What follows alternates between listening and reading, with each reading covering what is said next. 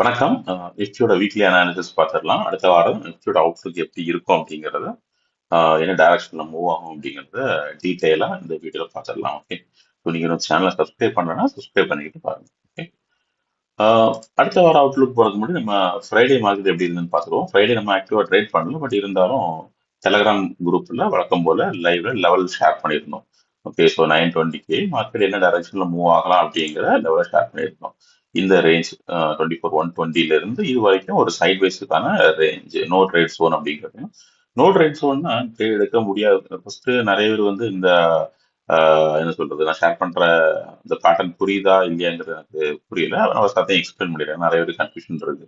நம்ம இந்த இதுல எல்லா ரேஞ்சையுமே கீழையும் டார்கெட் ஷேர் பண்ணியிருக்கோம், மேலேயும் டார்கெட் ஷேர் பண்ணியிருக்கோம். அப்படி இருக்கும்போது நம்ம என்ன சொல்ல வரோம், எந்த ரேஞ்சில் ட்ரேட் எடுக்க சொல்றோம், சஜஸ்ட் பண்றோம் அப்படிங்கிறது நிறைய பேருக்கு கன்ஃபியூஷன் இருக்கலாம். ஓகே. ஸோ நான் அதையும் ஃபர்ஸ்ட் கிளாரிஃபை பண்ணிடுறேன். நம்ம இதுல ஃபர்ஸ்ட் ஒரு 15 மினிட்ஸ், அதாவது மினிமம் ஒரு 10-15 மினிட்ஸ் வெயிட் பண்ணி பார்த்துட்டு, நம்ம ஏற்கனவே ப்ரீ மார்க்கெட் அனாலிசிஸ் ஷேர் பண்றோம். அதுக்கப்புறம் நெக்ஸ்ட் டே மார்க்கெட்டுடைய சேஞ்சஸை பேஸ் பண்ணி ப்ரீ மார்க்கெட்ல எப்படி இருக்கு அப்படிங்கிறதையும் பார்த்துக்கிட்டு ஃபர்ஸ்ட் 10-15 மினிட்ஸோட ரேஞ்சை பேஸ் பண்ணி நம்ம இந்த ரேஞ்சை ஷேர் பண்றோம். ஓகே. ஸோ இந்த ரேஞ்ச் நோ ட்ரேட் ஜோன்னா இதை ட்ரேட் எடுக்கக்கூடாது அப்படிங்கிற அர்த்தம் இல்லை. மார்க்கெட் இதுல ஒரு சைட்வேஸா இருக்கிறதுக்கான வாய்ப்பு ஜாஸ்தியா இருக்குன்னு அர்த்தம். ஓகே. ஸோ அப்போ இதுல ட்ரேட் எடுக்கும்போது அதிகமாக ரிஸ்க்ல மாட்டிக்கிறதுக்கான வாய்ப்புகள் இருக்கு. நல்லா எக்ஸ்பீரியன்ஸ் இருக்கிறவங்க இதுல ஸ்கேல்பிங் பண்ணலாம். இதுல டச் பண்ணி கொஞ்சம் மேல வரும்போது இது வரைக்கும் டார்கெட் பண்ணி அப் சைட்ல ஃபோக்கஸ் பண்ணலாம். இதுல ரிஜெக்ட் ஆகி கொஞ்சம் வரும்போது இது வரைக்கும் கூட டார்கெட் பண்ணலாம். அந்த மாதிரி ஸ்கேல்பிங் பண்ணலாம். பட் நான் இதுல ஒரு ப்ராப்பரான ட்ரேட் எடுக்கிறது ஒரு டேஞ்சரான ஒன். அதனால இது நோ ட்ரேட் ஒன் மார்க் பண்ணியிருக்கேன். ஓகே. ஸோ இப்போ மேலையும் டார்கெட் கொடுத்துருக்கேன், கீழே டார்கெட் கொடுத்துருக்கேன். இது எப்படி ரீட் பண்றது இந்த சார்ட் அப்படின்னா, நம்ம என்ன சொல்லியிருக்கோம், இந்த ரேஞ்சில் ஆரம்பிச்சிருக்கோம். இந்த ரேஞ்ச் 24,120 இருந்து இது வரைக்கும் வரும்னு சொல்லியிருக்கோம். அப்படின்னா மார்க்கெட்டு இந்த ரேஞ்சை பிரேக் பண்ணி இதுக்கு கீழே க்ளோசிங் கொடுத்துச்சுன்னா பிஇ சைடில் ஃபோக்கஸ் பண்ணலாம். எப்படி பிஇ சைடில் ஃபோக்கஸ் பண்றதுக்கு டார்கெட் ஃபர்ஸ்ட் லெவல் 24,700 வரைக்கும் வரலாம்னு சொல்றேன். ஸோ இதுல வரும்போது சேஃபா இருக்கிறவங்க எக்ஸிட் பண்ணி சேஃபா ட்ரேட் பண்ணணும்னு நினைக்கிறவங்க எக்ஸிட் பண்ணிக்கலாம். ஒன்ஸ் இதை பிரேக் பண்ணி ஒரு ப்ராப்பரான க்ளோசிங் கீழே கொடுத்தவொடனே என்ட்ரி எடுக்கலாம். இது வரைக்கும் ரைட் பண்ணி கொண்டு போகலாம். ஓகே. ஸோ இதுல டார்கெட் ரீச் ஆகணும், சேஃபா இருக்க ட்ரேட் பண்ண ட்ரை பண்றவங்க இதை எக்ஸிட் பண்ணிக்கலாம். அதுக்கப்புறம் மறுபடியும் நான் பவுன்ஸ் பேக் வரும்னு எதிர்பார்த்துருக்கேன். அந்த மாதிரி தான் ஷேர் பண்ணியிருக்கேன். இதுல இருந்து இதை டச் பண்ணி மறுபடியும் டுவர்ட்ஸ் 23,930 வரைக்கும் ஃபால் ஆகலாம் அப்படிங்கிறத சொல்றாங்க. ஓகே. ஸோ மறுபடியும் என்ட்ரி எடுக்கணும் அப்படின்னா என்ன பண்ணணும், இந்த ரேஞ்ச் கட் பண்ற வரைக்கும் வெயிட் பண்ணி மறுபடியும் இந்த ரேஞ்சில இருந்து கீழே வரும்போது அடுத்த என்ட்ரி எடுத்து இது வரைக்கும் ரைட் பண்ணலாம். ஓகே. ஸோ இது வந்து கீழே டவுன் சைடுக்கான லெவல். இது கண்டிஷன் என்ன, மார்க்கெட் இதுக்கு கீழே க்ளோஸ் ஆகணும், 24,120க்கு கீழே க்ளோஸ் ஆகணும். ஓகே. ஒருவேளை மார்க்கெட் டவுன் சைடு வரல, சப்போர்ட் எடுத்து ப்ராப்பரா ஹோல்ட் ஆகி மேல போகுது அப்படின்னா சி எப்போ ட்ரை பண்ணலாம், இந்த ரேஞ்சுக்கு மேல வந்துச்சுன்னா ட்ரை பண்ணலாம் அப்படிங்கிறது 24,250க்கு மேல வந்துச்சுன்னா சிஏ ட்ரை பண்ணலாம். எப்படி எது வரைக்கும் போகும்னு எதிர்பார்க்குறேன். ஒருவேளை இதை பிரேக் பண்ணிச்சுன்னா இது வரைக்கும் போகும், 24,350 வரைக்கும் அன்னைக்கு போகும் அப்படிங்கறத எதிர்பார்க்குறேன். ஓகே. ஸோ மார்க்கெட் ரெண்டு சைட்லையும் மூவ் ஆக போறது இல்லை. அப்படி மூவ் ஆச்சுன்னா அது பெரிய volatile டேயா இருக்கும். அது எப்போவாவது ரேரா நடக்கும். மேக்ஸிமம் ஏதாவது ஒரு சைடு ட்ரெண்டா ஃபாலோ பண்ண போகுது. ஸோ நம்ம என்ன பண்ணுவோம், மார்க்கெட் ஒன்ஸ் ஒரு சைடில் பிரேக் அவுட் கொடுத்துச்சுனாலே இந்த இதை இக்னோர் பண்ணிக்கிட்டு இதை ஃபாலோ பண்ண ஆரம்பிச்சிருவோம். ஓகே. ஸோ நேரத்துக்கு என்ன நடந்திருக்கு, ஃப்ரைடே மார்க்கெட்ல என்ன நடந்திருக்குன்னா, நான் வந்து ரேஞ்ச் கொடுத்ததுக்கு அப்புறம் மார்க்கெட் என்ன பண்ணிருக்கு, இது நான் ஆக்டிவா வெளியே மொபைல்ல ஷேர் பண்ணாலும் ஸ்க்ரீன் இப்படி இருக்கு. ஓகே. மொபைல்ல தான் செக் பண்ணி ஷேர் பண்ண முடியுது, ஆக்டிவா ட்ரை பண்ண முடியல லாஸ்ட் ஃப்ரைடே.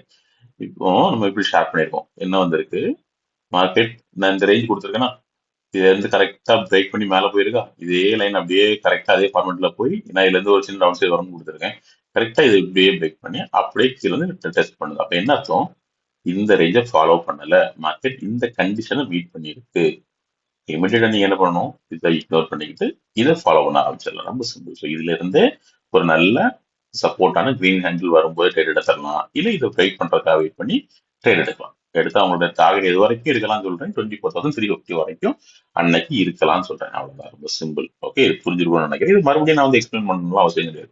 ஓகே, பிரேக் பண்ணிச்சு மேலே எடுக்கலாம் கீழே எடுக்கலாங்கிற இதை எக்ஸ்பிளைன் பண்ண வேண்டிய அவசியம் கிடையாது. ஏன்னா இந்த கண்டிஷன் நீங்க ஃபாலோ பண்ணியிருந்தீங்கன்னா இதை பிரேக் பண்ண உடனே இதை சப்போர்ட் எடுக்கும்போது கரெக்டா ப்ராப்பரா ஃபாலோ பண்ணணும். அப்போ இதை ஃபாலோ பண்ணலாம்னு சொல்லிட்டு இந்த டைரக்ஷனுக்கு போயிடலாம். ஸோ இது இது அப்படியே இந்த டைரக்ஷனை ஃபாலோ பண்ணி அன்னைக்கு மார்க்கெட் அப்படிதான் மூவ் ஆயிருக்கும். ஸோ அடுத்ததுல பார்த்தீங்கன்னா சி இதை பிரேக் பண்ண உடனே அப்படியே இதுல வரைக்கும் மறுபடியும் வந்துகிட்டு மார்க்கெட் கொஞ்சம் கொஞ்சம் கொஞ்சம் கொஞ்சமா மூவ் ஆகி மேலே போக ஆரம்பிச்சிருக்கு. ஸோ அன்னைக்கு கரெக்டா 24,350 வரைக்கும், 353 வரைக்கும் மார்க்கெட் போயிருக்கு. நம்ம கொடுத்த ரேஞ்ச் வரைக்கும் தான் போயிருக்கு. நான் அதையும் முன்னாடியே சொல்லியிருந்தேன். நான் வந்து இன்னைக்கு வந்து 24,350 வரைக்கும் தான் எதிர்பார்க்கிறேன். அதுல இருந்து ஒரு சின்ன ரிஜெக்ஷன் வர்றதுக்கான வாய்ப்புகளும் இருக்கு. அதை தாண்டி பெருசா ரன் ஆகும் எதிர்பார்க்கல அப்படிங்கிறத முன்னாடியே சொல்லியிருந்தேன். 2:20க்கெல்லாம். ஸோ அதே மாதிரி தான் மார்க்கெட் அதை தாண்டி பெருசா மொமெண்டம் கொடுக்கல. ஓகே, இதை தாண்டி பெருசா மொமெண்டம் கொடுக்கல. இந்த ரேஞ்சுக்கு பக்கத்துலயே அது அப்படியே பிரேக் பண்ணி கொஞ்சம் மேல 24,353ல அன்னைக்கு க்ளோஸ் ஆயிருக்கு. 50 எதிர்பார்த்தோம், 53ல க்ளோஸ் ஆயிருக்கு. ஒரு 3 பாயிண்ட் டிஃபரன்ஸ்ல மார்க்கெட் அன்னைக்கு க்ளோஸ் ஆயிருக்கு. ஓகே, ஸோ இதுதான் அன்னைக்கு ஃப்ரைடே மார்க்கெட்ல நடந்திருக்கு. ஸோ இது உங்களுக்கு புரியும்னு நினைக்கிறேன். இந்த மாதிரி தான் சார்ட்டை என்னோட இதை சார்ட்டை இன்டர்பிரட் பண்றது இந்த மாதிரி தான். ஓகே, ஸோ எந்த கண்டிஷன் மீட் ஆகுதோ அதை பேஸ் பண்ணி ட்ரேடிங் எடுத்தா உங்களுக்கு ஈஸியா இருக்கும். ஓகே, ஸோ நாளைக்கு எப்படி இருக்கலாம், சரி அடுத்த வாரத்துக்கான அவுட்லுக் எப்படி இருக்கும் அப்படிங்கிறத இப்போ டீட்டெயிலா பார்த்துடலாம். ஓகே, நிஃப்டி இப்போ வீக்லி சார்ட்ல வச்சிருக்கேன். ஓகே, ஸோ வீக்லி சார்ட்ல வச்சிருக்கேன். ஏற்கனவே நம்ம இதை நல்லா எக்ஸ்பிளைன் பண்ணியிருந்தோம். நிஃப்டியில ஒரு எம் பேட்டர்ன் ஃபார்மேஷனுக்கான பாசிபிலிட்டிஸ் இருக்கு அப்படிங்கிறத எக்ஸ்பிளைன் பண்ணியிருந்தோம் இல்ல. ஸோ அதனாலதான் நம்ம மார்க்கெட் இது வரைக்கும் கூட வரலாம். 21,750 வரைக்கும் ஃபர்ஸ்ட் டார்கெட் ஆகும். அதையும் தாண்டும் பட்சத்துல 21,300 வரைக்கும் மார்க்கெட் ஃபால் ஆகலாம் அப்படிங்கிறத நம்ம எக்ஸ்பிளைன் பண்ணியிருந்தோம். எம் பேட்டர்ன் கம்ப்ளீஷன் ஆகிறது. ஆனா இப்போ மார்க்கெட் இந்த எம் பேட்டர்னை கம்ப்ளீட் பண்ணல.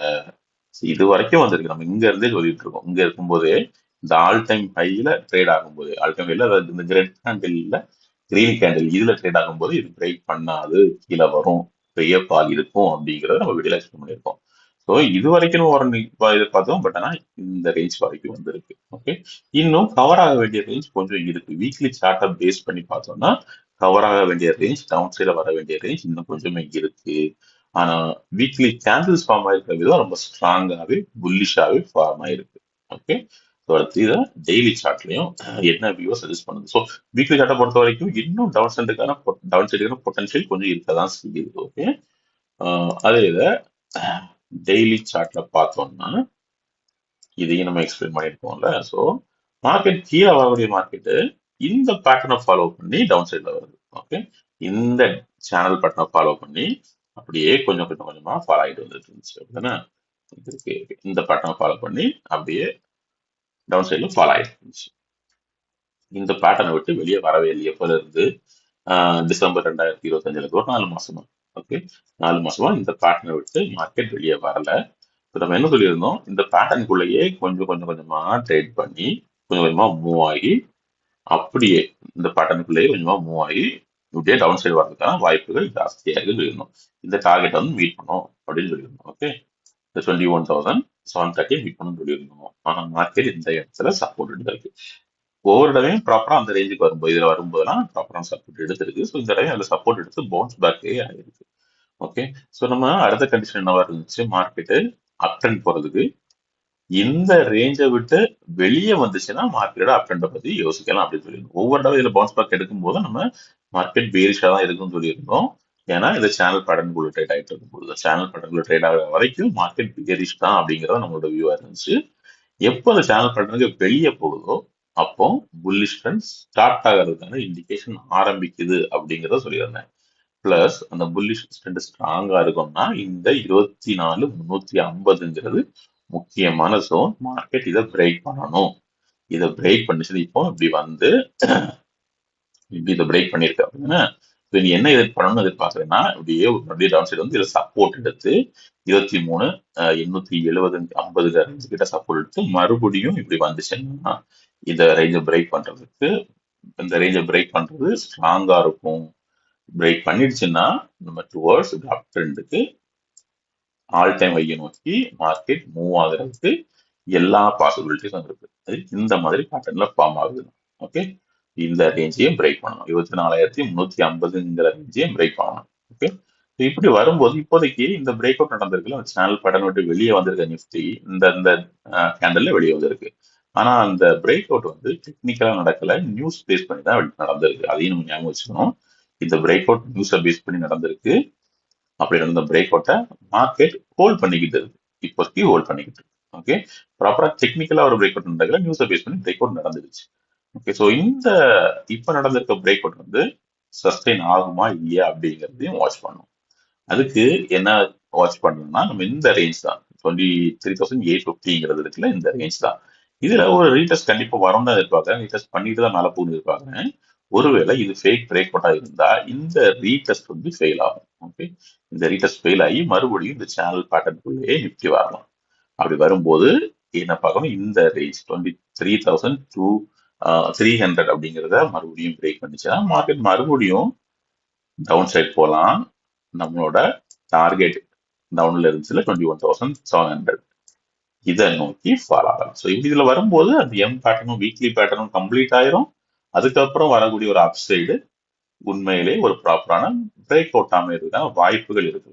ஓகே, ஸோ இப்போதைக்கு நியூஸை பேஸ் பண்ணி இந்த சேனல் பட்டன் வந்து பிரேக் பண்ணி வெளியே வந்துடுச்சு. இதுலயே டெஸ்ட் பண்ணி இந்த ரெசிஸ்டன்ஸை இன்னும் பிரேக் பண்ணல, ப்ராப்பரா பிரேக் பண்ணி ப்ராப்பரான ஒரு க்ளோசிங் கொடுக்கல டே கேண்டல்ல. இதை பிரேக் பண்ணி ரெசிஸ்டன்ஸ்ல டெஸ்ட் பண்ணிக்கிட்டு இருக்கு.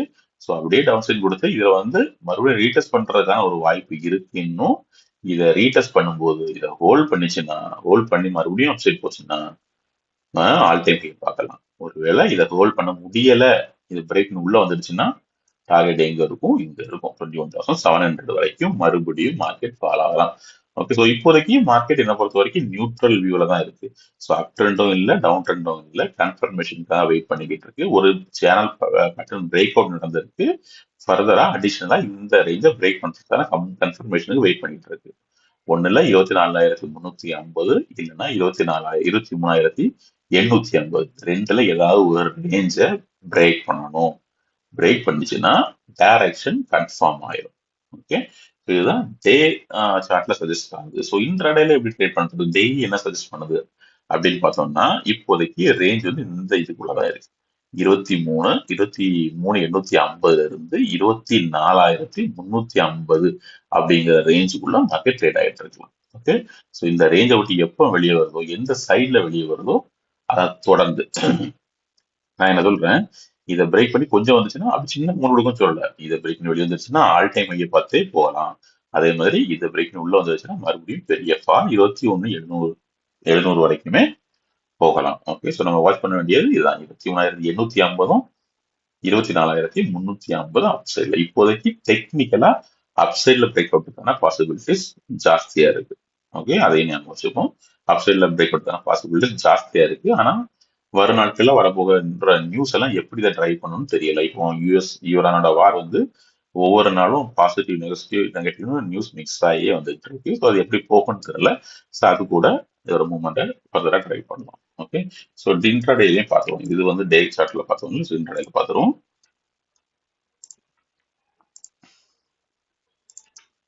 இதை ரிமூவ் பண்ணிக்கிறேன். பண்ணிக்கிட்டு